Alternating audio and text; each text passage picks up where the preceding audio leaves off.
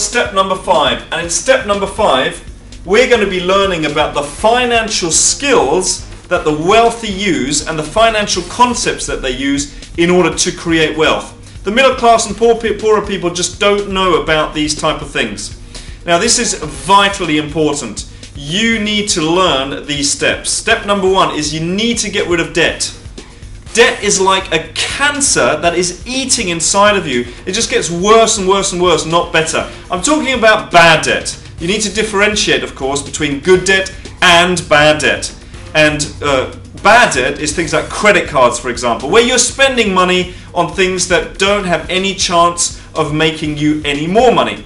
Now, good debt would be you buying things that do have a chance of making you money. So, for example, assets. And your biggest asset are your investment properties, for example. It could be stocks and shares, it could be business, could be your education, etc. and so forth. But you know what? These weights are actually quite heavy, so I'm just going to put them down just for a moment and then I'll continue. Ooh. Okay then, so let's talk about this. Step number 1 was we need to get rid of our debt, bad debt. Step number 2, we need to make saving fun. Because I'm not talking about budgeting here, I'm talking about making it fun. You know, so what is it that you do with a £20 note or a £10 note or a £5 note? Do you break it up and put it into your piggy bank? Do you get the whole family involved? Do you have a competition? You know, are you going to start making your own sandwiches? Because now you know what's inside them, you know what they taste like, they're much healthier, etc. So instead of spending something like, you know, £2.95 or sometimes even £5 for a sandwich, how about just spending 50p on a sandwich? Do you know what the difference is between the two? It's huge. And let me tell you something. It's not how much you earn that's important. It's how much you keep. Not how much you earn, it's how much you keep. So somebody who's earning £17,000 as opposed to somebody who earns £170,000, at the age of 60, 65, who's going to be worth more money? It's the person that saves and invests the most, not the person that earns the most. Because the person who earns £170,000 but spends £175,000 is going to be in debt. Does that make sense? So it's vitally important. Let me tell you this other thing. This it's just really not known. So for example, if you were to save just £2.50 a day. Now, how can you do that? Well, we call it the latte factor. You going out, and you got some loose change, and you decide that what you're going to do is you're going to spend it on a coffee or a donut or a sandwich, and you know you deserve it and all this good stuff. But that £2.50 a day over 50 years, i.e. your working lifetime, 50 years, and if you use that and you were to invest it in something like the stock market, for example, whatever it is, and get 15% a year, just 15% a year. Listen, some of my traders do this a month.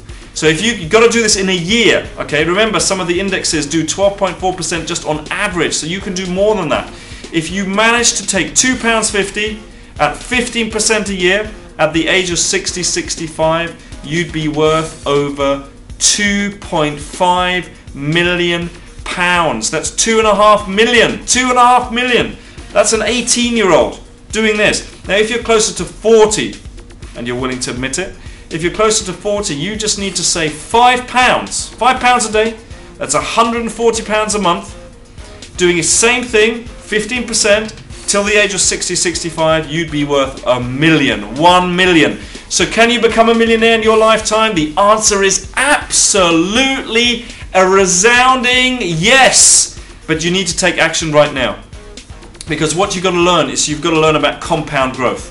You've got to learn that what most people do is they make a profit on something, and when they make a profit, they think it's their right. They must spend it. Call it spending, call it throw it away, it's gone. What we're going to do in our investment pot, I'm not talking about the other things, you know, where you spend stuff and you're paying off your mortgage and food and utilities. I'm talking about my investments. I'm going to make a profit and I'm going to reinvest it. Now you have more money, you make the same amount of profit, you're going to reinvest it. Albert Einstein called this the 8th wonder of the world. Compound growth is the 8th wonder of the world, so you need to be able to use it. So those are some of the concepts that you need to learn. Now, what are the different things that you can invest your money in? Well, certainly, we call them the 5 pillars of wealth. The 5 pillars of wealth. If you go to www.investment-mastery.com, you'll be able to find out more about that. But it's basically your career. It's about stocks and shares. It's about property in this country, property abroad. It's about business, and it's about internet marketing, and those are the things that you need to be investing in.